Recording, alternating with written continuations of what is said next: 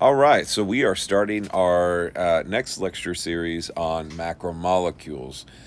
And so, from this, what we want to be able to do or feel comfortable doing is be able to construct and revise an explanation on the evidence to describe the biochemistry dealing with the four main molecules that make up most living mass: proteins, lipid, carbohydrates, and nucleic acids. And we want to be able to know what their function is and what they do for the cell itself. So, let's kind of start where we kind of have been. All right, we've been on this journey since the beginning of the year, learning about the levels of organization, starting with the basic unit of life, and that goes into making tissues, and those tissues then come together to form the organ system. So here we have the nervous system or the brain, and that other organs can work together to form the organ system, and then all those systems then come together to form the organism. Okay, so that's where we've been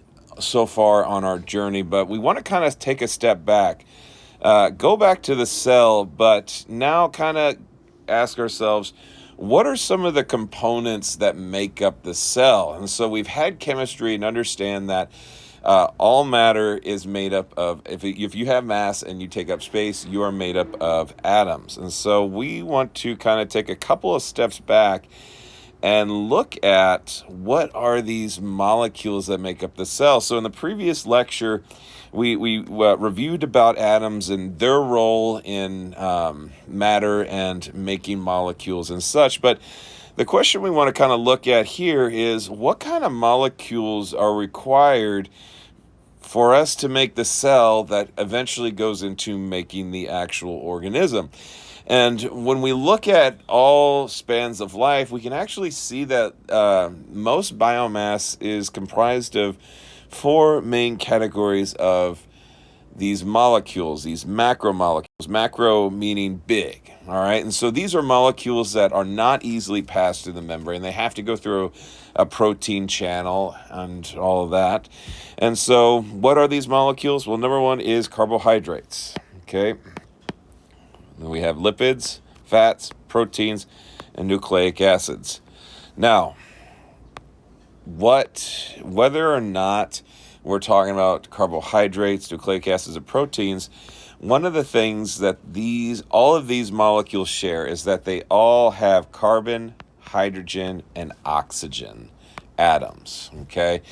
And remember, we talked about how 96% of atoms that make up all biomass, anything that's living tissue, is made up of six main elements: carbon, hydrogen, nitrogen, oxygen, phosphorus, sulfur, or CHNOPS is how often we actually call it. Now, so let's kind of dive into the structure and function of these particular types of molecules. So, but before we do that, let's talk about carbon. You know, we talked about the fact that every single molecule has carbon, hydrogen, and oxygen. We talked about the properties of water already. We got to talk about carbon now. And so one of the big things about carbon is that it has four valence electrons based on its structure. And because of that, carbons can make all different types of bonds in different orientations and in different manners. And so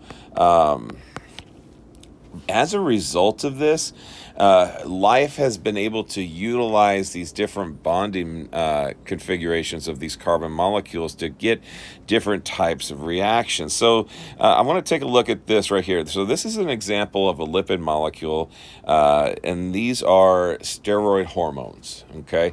And so these hormones, this one is estradiol, which is a primitive pre-form of estrogen, and then this is testosterone. Now, these hormones are essential in growth and development in life, and that depending on the exposure of these particular types of hormones, that can affect the way the cell grows and develops. But take note that most of the molecule is exactly the same.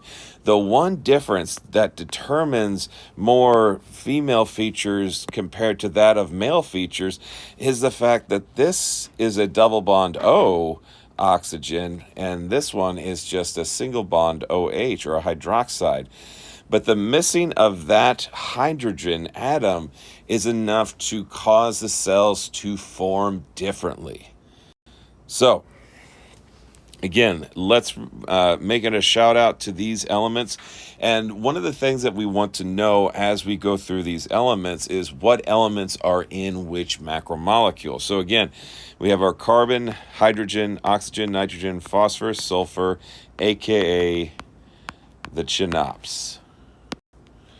So, as we talk about these macromolecules, there's two definition of terminologies that we want to put out. All right. So, when we talk about these macromolecules, we want to talk about how they build into being these big molecules. So, I'm going to first start off with the prefix mono. Mono means one. Okay. And poly means many, okay? And so what monomers are individual building blocks of the molecule. Monomers are, and I'll kind of put this on here, are building blocks of macromolecules. And so through bonding, actually with the addition or release of water, through the process of what we call polymerization, they can come together to form the polymer, which is the other way of saying macro or large molecules. So we want to understand what are the building blocks or monomers, and what polymer does that form into in our macromolecules. So let's take a look at our first one. Our first one is carbohydrates. Now, when you think of carbohydrates, automatically come to mind and think primary energy source. Okay. And really, when it comes to primary energy source being carbohydrates, we're going to later see how all of those bonds within that sugar releases energy for the organism. So, carbohydrates, they are made up of primarily just three atoms: carbon, hydrogen, and oxygen. Okay, so fairly simple, but yet pretty universal on the way that this molecule of glucose or carbohydrates can be used for energy. Now, the monomer or the building block for our carbohydrates is a monosaccharide. All right. So when we talk about monosaccharides, these are examples of things like regular old sugar, glucose, sucrose. Anything with that OSE on the end is representing something that is sweet. All right. Now, this molecule, as we're going to find out, this glucose is going to be important for a process called cellular respiration. And we'll talk about that a little bit later in the year, but this is where we're going to take all the energy that's stored within these bonds of this molecule and transform it to an actual function within our cell. Now, we see these monosaccharides all the time. If you eat something and it's sweet, it has monosaccharides. However, there's another type of what we call more complex. So this is monosaccharides are more simple. Polysaccharides are more complex. And what these are is molecules that are just one glucose that's bound to another glucose with another glucose. So polysaccharides is this repeating chains of these monosaccharides put together.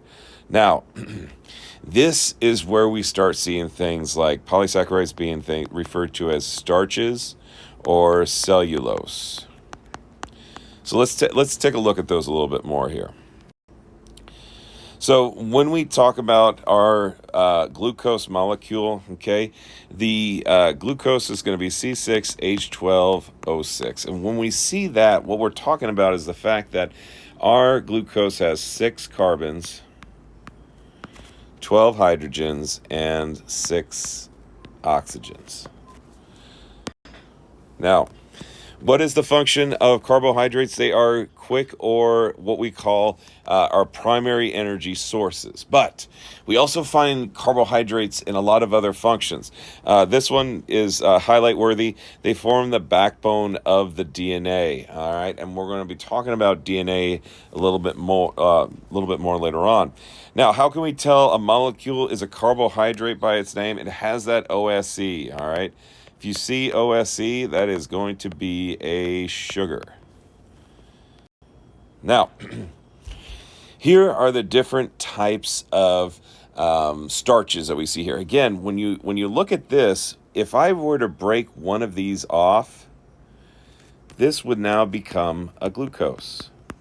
So when we talk about all of these different types of starches, all it is repeated units of glucoses bonded together. Now, this stuff right here, we're talking about things that are found in the vegetables. So we're talking about starchy foods, potatoes, pastas, and those types of things.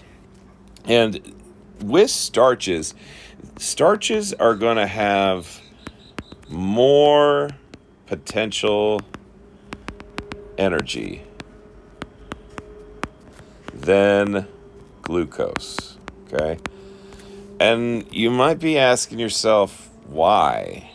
What is it about the repeating units that would give more energy? Well, you got to remember, chemical bonds equals stored energy. And when you break those bonds, you release that energy. And so when we have a starch, we have a lot more bonds in this molecule than we would with a simple one piece of glucose. And so we would get more potential energy with starches. Now, cellulose is like starch, all right, but cellulose is found in plants. And this is the reason why you can't just go out and grab a handful of grass and chow down like our bovine cow friends can. And the reason is that cellulose fibers are just repeated units of these starch molecules that are bound very much together. And with all these bonds, it makes it difficult for us to be able to break down and process this food. That's the reason if you ever were to eat grass, it would come out just fully grass at the other end, because our bodies are not able to process all of these different bonds. So again, we have a lot of different types of polysaccharides. Starches, what we can digest. Glycogen, which often comes with muscle tissue. And then the cellulose found